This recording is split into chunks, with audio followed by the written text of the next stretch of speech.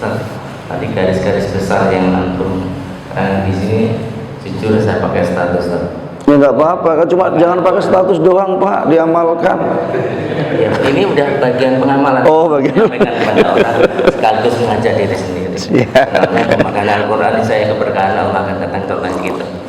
Tapi bila kita bertujuan hanya seperti itu, karena kita tahu ya, waman yurid tabat dunia nu'ti minha, waman yurid tabat akhirah nu'ti minha.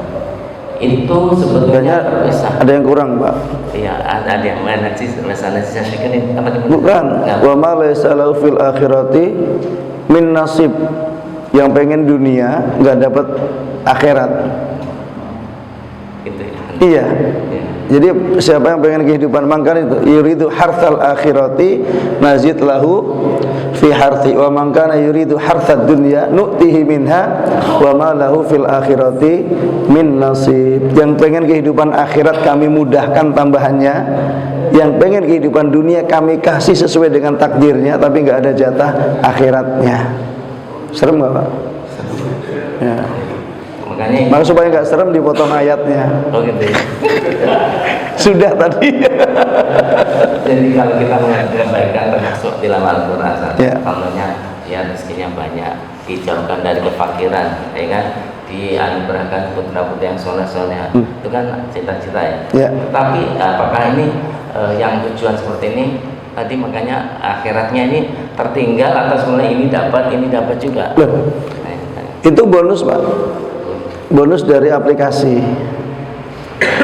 Jadi bonus-bonus itu setiap orang beda takarannya, tapi dia akan merasakan ketenangan dan kebahagiaan yang sama dalam beramal. Makanya para sahabat dengan kedekatan mereka kepada Rasulullah berbeda-beda.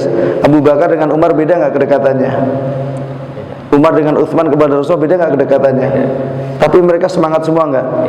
Padahal posisinya beda-beda kan. Abu Hurairah yang orang baru malah nggak punya apa-apa, karena dia nggak kaya uang tapi kaya waktu Pak. Waktunya digunakan untuk meriwayatkan hadis, sedangkan yang kaya-kaya kan hadisnya sedikit Pak rata-rata. Jadi sekarang setiap kita punya potensi harus digunakan untuk apa? Memuliakan agama. Dan siapa yang memuliakan agama, masyurkum wa yutsabbit aqdamakum. Masih seperti yang tadi ya. Jadi kalau kita seperti contohnya barang siapa Anda untuk dunia dan akhirat terpisah, sedangkan untuk akhirat saja contohnya gini, kalian itu harus rajin baca Quran, beramal soleh, kau akan masuk surga.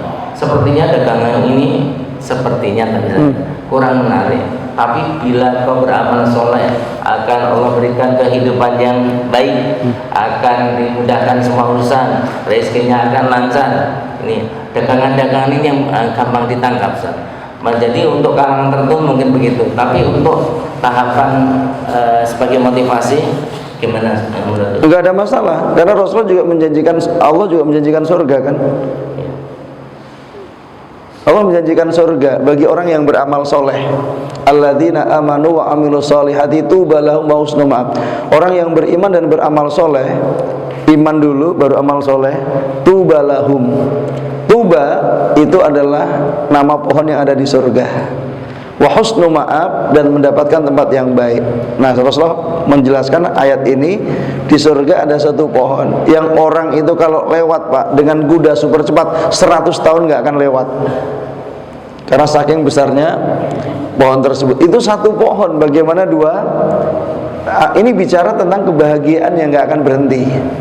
Tapi syaratnya amalnya di dunia. Nah sekarang kalau 100 tahun kuda super cepat nggak lewat, gimana kalau sempat tidur di bawah pohon Pak? Nah ternyata pohon itu menjadi sumber cabang dari semua kenikmatan surga dari pohon tersebut. Nah itu namanya welcome tree. Jadi kenikmatan mukadimah. Kalau kita masuk hotel mungkin ada welcome drink ya. Ini welcome tree, pohon sambutan yang memberikan kenikmatan, sehingga semua orang yang di bawah pohon itu mikirin apa saja Pak, itu langsung ada. Pengen apapun langsung ada. Pengen apapun. Karena di sana itu bukan tempat untuk apa? Untuk beramal, tapi untuk menikmati. Depositnya kapan? Di dunia. Jadi kalau mau bapak mau capek, memang tempatnya di dunia. Kalau mau nahan ngantuk tapi matanya tetap merem, itu tempatnya di dunia.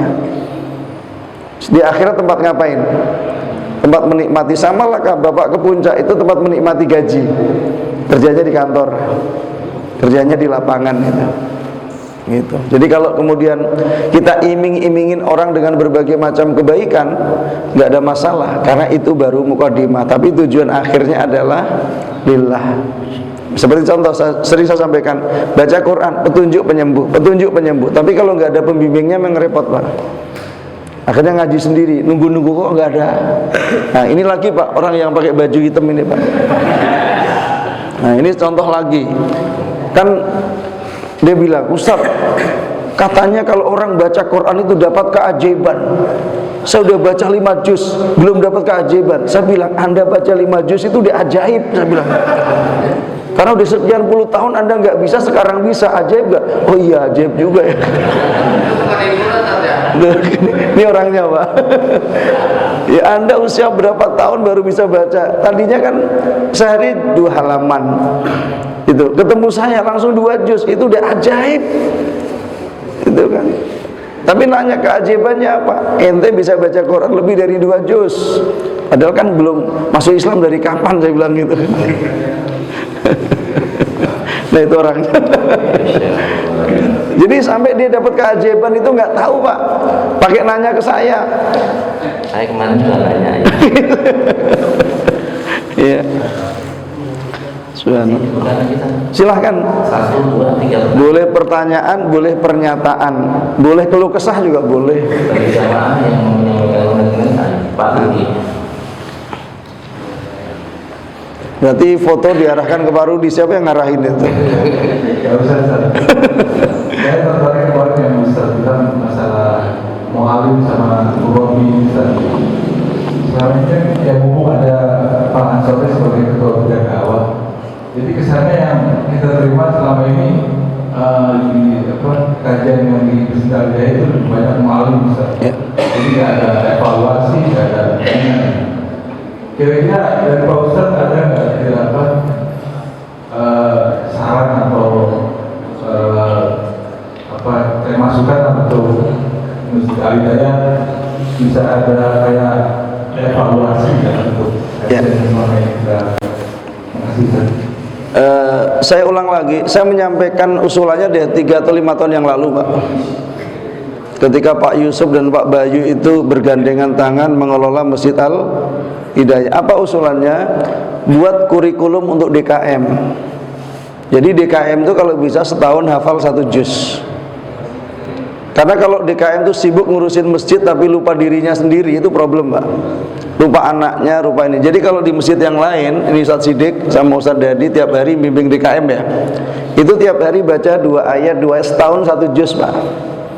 Akhirnya semua anggota DKM itu layak jadi imam Pak. Layak jadi apa? Kalau dia layak jadi imam, berarti keluarganya juga layak jadi makmum untuk dibimbing gitu. Jadi pulang itu jadi bawa energi. Kan sekarang kalau misalnya Pak, bagian dakwah ngundang ustadz, dia sibuk mundar-mandir ngurusin ustadznya, kan nggak sempet dengar ceramahnya, betul nggak? Akhirnya walaupun 2 tahun 3 tahun jadi bagian dakwah, dia nggak ngerti apa yang diceramahkan ustadz. Karena nggak fokus, gitu kan. Nah, tapi kalau kemudian DKM punya kurikulum, ya, maka itu akan bisa dikopi. Jadi setiap orang jadi anggota DKM itu bangga. Kenapa? Jadi anggota DKM 2 tahun dapat 2 juz. Wah, seru nggak Pak? Sirah Nabawiyah bukunya selesai, bukan untuk dibaca, tapi untuk aplikasi diri dan keluarga. Kemudian fikih sunnah selesai. Sehingga akhirnya apa? Dia bisa berbicara kepada siapa saja, menyampaikan kebaikan berdasarkan referensi, tidak pakai persepsi. Itu yang paling penting gitu. Nah itu harus ada suasana, kondisi. Kemarin saya didatangi satu masjid ya, yang sudah dibangun 12 tahun dengan biaya 26 miliar. Nah kemudian di masjid ini terjadi clash antar internal anggotanya. Jadi nggak selesai-selesai. Padahal punya banyak divisi, punya divisi kelas, kemudian pendidikan, pondok pesantren, koperasi dan masjid. Jadi ada 5. Tapi nggak akur. bingung gitu kan. Terus saya bilang, masjid itu bukan corporate, jadi bukan perusahaan, nggak bisa menggunakan manajemen perusahaan. Kenapa? Di perusahaan itu orang tertinggi yang nyuruh itu tidak melakukan tuh nggak apa-apa. Misalnya Pak, semua datang jam 7, semua datang jam 7 untuk melakukan aktivitasnya. Mungkin pimpinannya datang jam 9, jam 12. Tapi dalam masjid yang target utamanya membangun ketakwaan, itu kalau orang tertinggi nyuruh nggak melakukan, itu namanya kaburo maktan. Ya kan? Kaburo, betul nggak? Ini bisa ngajar nggak bisa ngelakuin. Oh, itu institusi masjid Pak. Sama dengan nanti Bapak ayo ke masjid, Bapak punya anak laki-laki nggak ke masjid, masalah nggak? Ya, kemudian mengundang pemateri tentang hijab, tapi punya anak perempuan nggak pakai hijab, masalah nggak? Kemudian pematerinya berbicara tentang riba, tapi karena tadi DKM-nya nggak dengar, tetap aja DKM-nya transaksi. Ini kan problem, gitu kan? Akhirnya Pak, dan ini terjadi Pak, sampai kemudian mohon maaf, satu masjid itu sampai ada bagian dakwah datang ke saya sebagai pelaku riba, penyakitnya macam-macam, sampai perusahaannya bangkrut. Nah begitu datang ke saya tanya, Anda ini DKM masjid bagian dakwah, ngundang ustadz, dan saya bukan pemateri di masjid Anda. Kenapa Anda konsultasi ke saya? Harusnya kan konsultasi ke ustadz yang ngisi kan, betul nggak? Gitu, betul nggak Pak? Kok sepertinya ceria semua sebelah sini? Biar DKM yang dengar maksudnya. Itu lo yang sana. Biar DKM-nya dengar. Iya. Oh iya. Nah gitu kan? Dia bilang, bagian saya tahu ustadz itu nggak mungkin menjawab pertanyaan saya kan itu. Loh, kenapa diundang? Kan Anda aja nggak percaya gitu kan? Ya tapi mungkin dia bisa ceramah untuk yang lain, tapi Anda kan nggak bisa diceramain. Akhirnya saya kasih nasihat waktu itu. Pertama, ya, Anda harus segera jual aset Anda hari ini. Setahun ke depan aset Anda nggak ada harganya.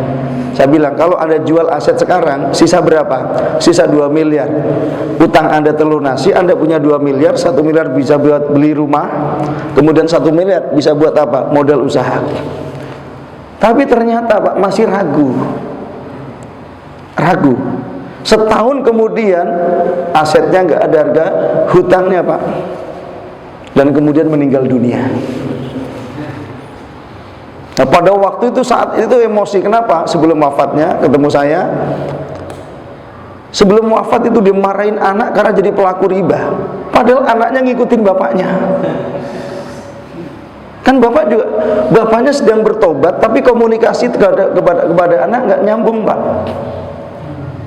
Itu kan nggak nyambung, subhanallah. Sehingga kemudian ya sudah, kumpulkan DKM-nya. Waktu itu DKM kumpul semua. Saya memberikan khusus bimbingan kepada DKM di masjid tersebut. Itu sampai seperti, jadi ketika saya disuruh ceramah di satu masjid, kadang-kadang saya nanya, apa manfaatnya ceramah saya di masjid Anda? Kan kalau ada penceramah sebelumnya ilmunya nggak diamalkan, saya tambah lagi, kan nambah Pak. Akhirnya Pak, obesitas keilmuan Pak. Tahu semuanya tapi nggak ada yang diamalkan.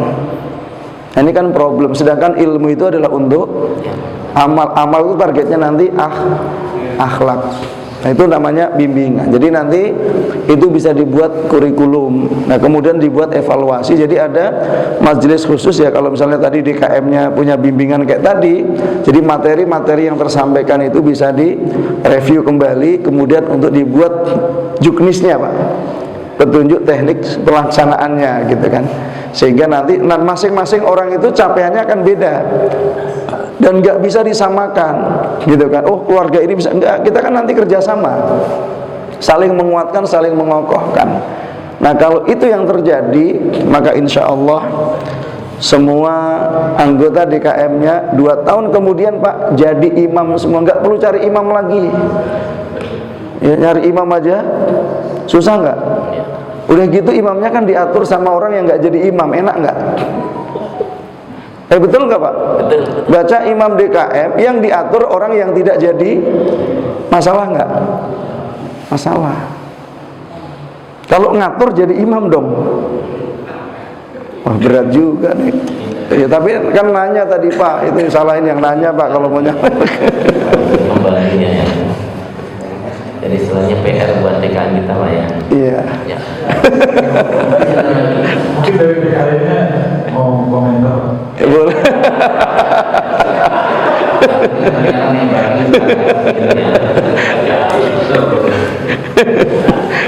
Jadi Pak Kiai, nyambung dari apa yang disampaikan Pak Budi juga, apa yang sudah dialami oleh bapak-bapak yang membimbing DKM tadi. Itu misalnya kan tadi sudah sampai dengan juz 30 Ya. hafal. Kalau misalnya kami membuat yang ini yang sekarang ikut di Habib ini, kami ajak untuk membuat majelis Quran yang kemudian setiap kami akan menemukan setiap apa sehari atau tiap ahad setiap pekan itu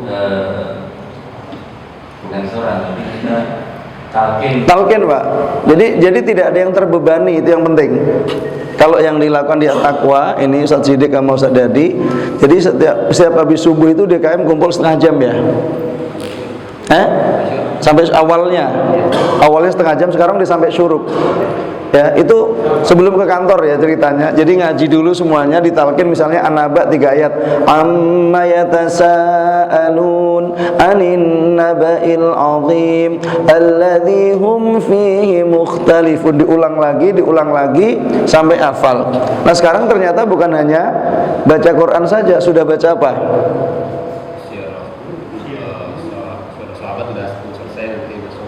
Sasiyah. Jadi sirah nabawiyah selesai. Setelah baca Quran tadi baca sirah. Kenapa sirah? Karena langsung aplikasi dari Rasulullah. Kemudian sirah sahabat Nabi. Nah, sekarang sudah buku kepribadian Muslim Pak. Jadi naik terus. Itu. Nah, seperti itu Pak. Jadi bisa nanti diadakan, dilakukan. Masih ada lagi? Apa Anda? Itu komentarnya Ketua DKM sudah selesai belum? Udah. Berarti nggak ingin diulang lagi. Ya. Ya kita pertanyaan orang yang ditanyakan dari kita, Ya. baik keluarga kita, anak kita, istri kita. Oh, bukan Pak, anak bapak. Ya. Jangan anak kita. Yang awam ya, itu bagaimana triknya? Yang awam kita tuh belajar lagi bahwa masalah seperti itu yakin kamu makan jangan minta sama ayah. Ayo kita. Nah ini yang memang katanya ayah berdoa ya. Ayo ayah. Nah ini kadang-kadang berdoa kadang-kadang itu kayaknya sebenarnya kita itu bagaimana triknya. Sekarang membangun keyakinan Pak ya. Oke, saya jelasin.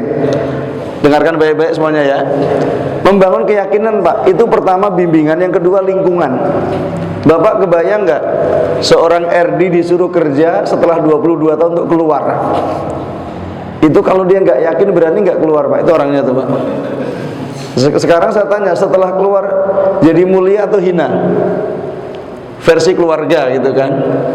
Ini ada orangnya gitu. Sama, karena saya juga mengalami itu 2010 ketika saya di Limus. Saya ditawari ke Jerman. Gajinya 3.000 euro Pak, 60 juta gaji pertama.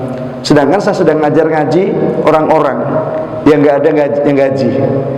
Saya tanya istri, mau ke Jerman gaji sekian atau mau di sini ngajar ngaji nggak ada yang gaji. Istri saya bilang ngajar ngaji. Kenapa milih ngajar ngaji? Karena itu urusan rezeki. Ngaji itu amal yang menjadi bekal, rezeki sudah pasti. Sedangkan kita ke sana itu dapat uang, tapi sifatnya gaji. Dan itu belum tentu seterusnya. Sedangkan rezeki itu selamanya sampai kita wafat. Akhirnya fokusnya di ngajar ngaji. Padahal nggak ada yang gaji. Dan itu akhirnya sejak saat itu kami mendefinisikan masalah itu kalau kita punya ilmu nggak bisa diajarkan namanya masalah. Sedangkan nggak punya uang itu bukan masalah. Kenapa? Karena orang nggak punya uang masih dapat rezeki, Pak. Karena uang itu bicara keinginan, ya kan. Sedangkan rezeki tadi bicara ketetapan, kadarnya dari Allah. Nah sudah. Makanya sejak saat itu sampai hari ini nggak pernah bicara apa? Uang. Nah dampak dari nggak pernah bicara uang, Pak, nggak pernah membatasi jumlah anak. Orang kalau punya menghitung uang terus, kalau mau punya anak banyak berani nggak, Pak? Halo? Nah jadi apa? Bimbingan sama lingkungan. Bimbingan sama, jadi saya pengen memahamkan, meyakinkan istri, lah bapaknya nggak meyakinkan gimana? Berarti perlu pihak ketiga. Nah pihak ketiga inilah yang insya Allah bisa. Siapa pihak ketiga? Minta kepada Allah. Minta kepada Allah. Nah ini penting sekali untuk kita semuanya. Jadi, tapi tadi juga berproses. Nah, berproses. Makanya kemarin ada yang ke rumah. Ya kemudian dia ingin apa ya, mengajak keluarganya, Pak, karena dia sakit, Pak, sakit, anaknya sakit, nggak mau sholat, Pak, sudah pada kuliah, bahkan berobat ke luar negeri setiap bulan. Kemudian datang ke saya bilang baca Quran, mulai dari Al-Baqarah saja dulu. Itu karena saking susahnya baca, Pak. Dia baca Al-Baqarah itu sebulan pertama dari subuh sampai jam 11 malam. Waktunya habis untuk baca. Itu usia 55. Kemudian setelah 1 bulan bacanya agak lancar karena dibimbing ya. Itu jam subuh sampai jam isya, waktu isya. 2 pekan berikutnya subuh sampai maghrib. 2 pekan berikutnya subuh sampai asar. 2 pekan berikutnya subuh sampai duhur. 2 pekan berikutnya subuh sampai jam subuh. Sekarang setiap hari dia baca Al-Baqarah selesai 1,5 jam. Ditambah dengan dia bisa apa? Baca juz 30 tiap hari, terus baca tambah 2-3 juz. Jadi hampir setiap hari dia baca 4,5 juz sampai 5 juz. Itu dari pagi sebelum subuh sampai jam 8 selesai baru beraktivitas. Apa kata beliau? Penyakit dirinya sembuh.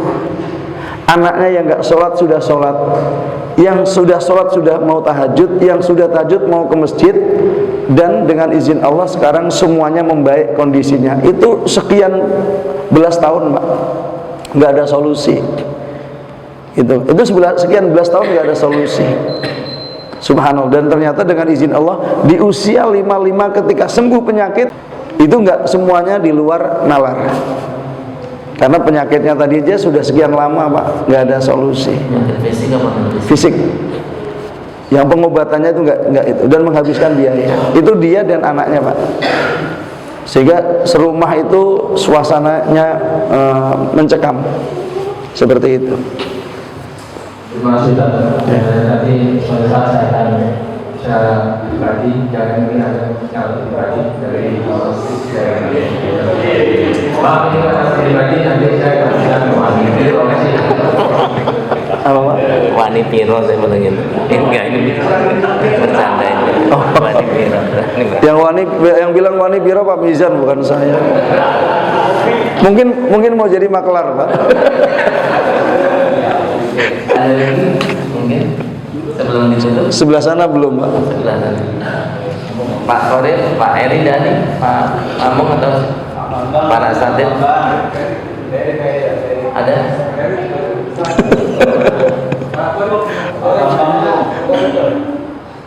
Kalau gitu kasih kesan, Pak. Kan tadi ada pertanyaan, ada usulan, ada keluhan. Dari sana ada kesan. Sebaiknya ke depan gimana dengan program seperti ini? Assalamualaikum warahmatullahi wabarakatuh. Alhamdulillah, untuk acara dari kemarin sore sampai pagi ini berjalan lancar, dan kita banyak menambah ilmu yang tadi kita tahu menjadi tahu. Dan harapan saya ke depannya yang tadinya tujuannya kita pertama itu setelah kita dapat ilmu, nanti kita terapkan di keluarga. Nah, dalam menerapkan di keluarga ini kita juga perlu dibinakan yang besar. Nah, harapan saya di keluarga itu pertama kita dan istri yang kemarin Ustaz bilang harus satu profesi. Nah, pertama itu saya harapkan ada seperti ini, mau di sini atau mau di Hidayah, ada nanti bisa ikut dengan suami dan istri gitu. Nanti nanti setelah itu nanti baru ke anak-anak. Ya. Saya rasa itu nanti kedepannya saya harapkan bisa begitu. Demikian, Ustaz. Waalaikumsalam warahmatullahi wabarakatuh. Waalaikumsalam. Mungkin ada yang lain? Baru di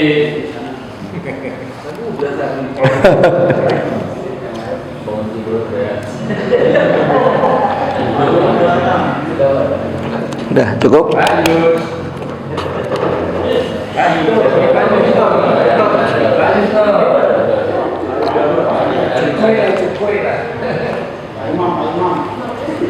Nah, silakan ditutup. Baik, kalau ada pertanyaan atau masukan yang saya sampaikan itu sebagai ayat Al-Quran dari Al-Qadim man amila sholihan min dzakarin wa untha aw mungkin lanuhyiyannahum hayatan thayyibah. Barang siapa baik mukmin laki maupun perempuan yang soleh, insyaallah Allah akan berikan kehidupan yang baik, layak dan baik. Ayatnya kurang, Pak. Gampang. Walana jiziyannahum ajrahum bi ahsani makanu ya'malun. Jadi kami pasti berikan kehidupan yang baik di dunia dan kami berikan balasan yang lebih dahsyat di akhirat. Nah, itu kalau nggak disempurnakan kan repot. Nah, itu pentingnya lingkungan, Pak.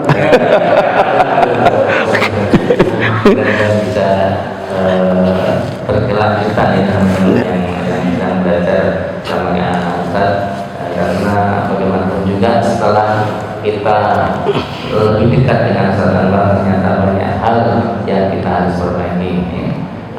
Demikian tausiah pagi ini, barangkali dari kami ada salah kata, mohon diperkenan maaf. Wassalamualaikum warahmatullahi wabarakatuh. Waalaikumsalam. Alhamdulillahirabbil alamin. Subhanakallahumma asyhadu an la ilaha illa anta. Foto bareng enggak di depan? Iya, Ustaz. Ayo. Foto bareng, Pak, di depan, Pak. Foto kemudian sholat. Kalau sudah sholat, fotonya susah bareng.